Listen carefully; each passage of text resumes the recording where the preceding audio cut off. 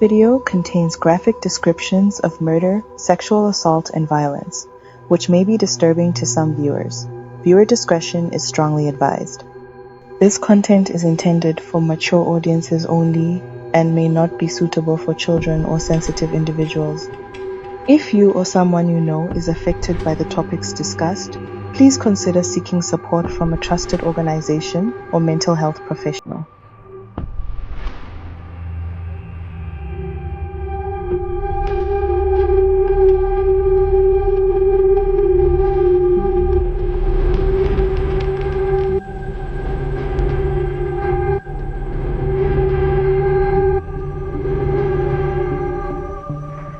Some stories haunt a nation, not only for the brutality of the crime, but for what it reveals about the world we live in. This is the story of Anene Booysen, 17-year-old girl from South Africa whose tragic death sparked outrage and forced a country to confront its darkest truths. Her life, her death, and the trial that followed left an unforgettable mark. This is her story, meant. Anene Booysen was born in Bredasdorp, a small farming town in South Africa's Western Cape.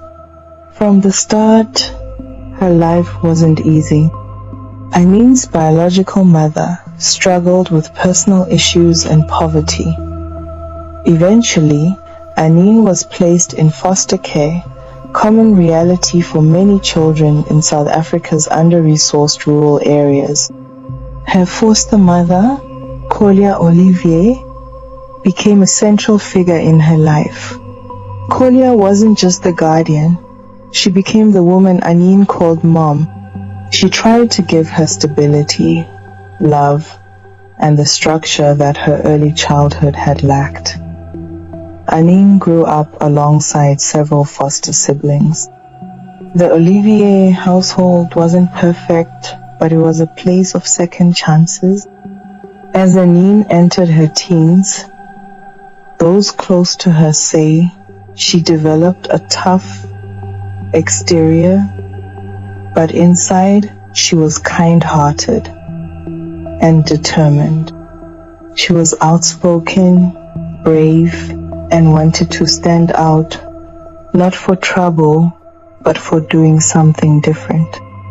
At just 17, she took a bold step for a young woman in her community. She began working in construction, a male-dominated field. It was physically demanding work, but Anene was proud to earn her own money. At school, she faced the typical struggles many rural teens experience: underfunded classrooms, peer pressure, and a lack of future opportunities. Yet, she had dreams. Some say she talked about becoming an architect. She liked to sketch and build. Her life was far from easy, but it was hers, and she had plans. Anene's relationship with Collier Olivier was complicated but strong. They clashed, like most teens and parents do. Anene was independent, sometimes rebellious, but always returned home. She knew Collier had done her best to raise her right. Collier later recalled that Anene often stood up for herself and others. She didn't let people walk over her. If someone was being mistreated, Anene spoke out. She was particularly protective of her younger foster siblings. In a community marked by poverty and social neglect, family, however it was formed, meant everything.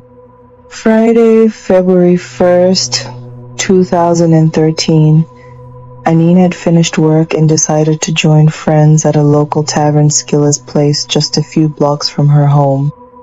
It was a typical hangout spot for young people in Bredasdorp. That night, she drank a little and laughed with friends. Sometime after midnight, most of the group headed home, but Anene stayed behind. What happened in the hours that followed remains the stuff of nightmares. Sometime during the early hours of Saturday, Anene was lured or forced to a construction site nearby, ironically the same one she worked at. There, she was brutally raped, disemboweled, and left for dead. Around 6 a.m., a security guard found her. She was barely conscious, lying in a pool of blood, severely injured and mutilated. Her intestines had been removed. Her hands had claw marks in the sand where she had tried to drag herself. But against all odds, she was alive. She was rushed to Tygerberg Hospital, where doctors were stunned that she had survived at all. Despite the trauma, Anene was able to muster enough strength to speak one word to the police. Zwei. That name would open the door to a chilling investigation. Zwei was the nickname of Johannes Kana'a, 22-year-old man from the same community. He was known to Anene. Some reports say he was a friend of one of her foster brothers. Others say they were once friends themselves. Kana was arrested within hours. Under interrogation, he admitted to raping her but denied mutilating or killing her. He claimed he left her alive and went home. But forensic evidence told a different story. DNA, footprints, and witness statements placed him squarely at the scene. The trial began in September 2013 at the Swellendam High Court. Kana pled guilty to rape but not to murder. His defense tried to argue that someone else must have returned to finish the job after he left. But there was no physical evidence of a second attacker.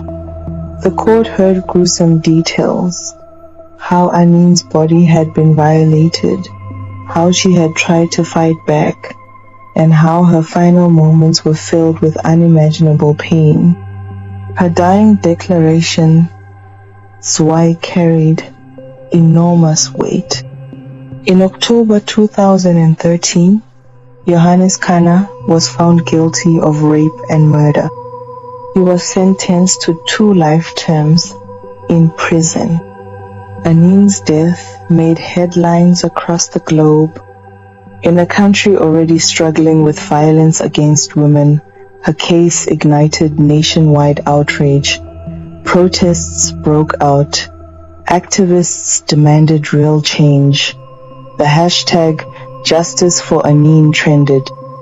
Even President Jacob Zuma visited her family and condemned the attack. The United Nations and global news outlets picked up her story. South Africa was forced to look in the mirror. Today, Anene Booysen's name is remembered not just as a victim, but as a symbol. Her story has been used to educate, to rally, and to push for stronger laws to protect women. Her bravery in naming her attacker, even as she lay dying, became a symbol of courage. Anene Booysen was just 17. She wanted to live, to work, to love, to build something better. But her life was taken in one of the cruelest ways imaginable. We tell her story not for shock value, but because silence protects monsters. Her voice mattered then, and it still matters now. Rest in power, Anene.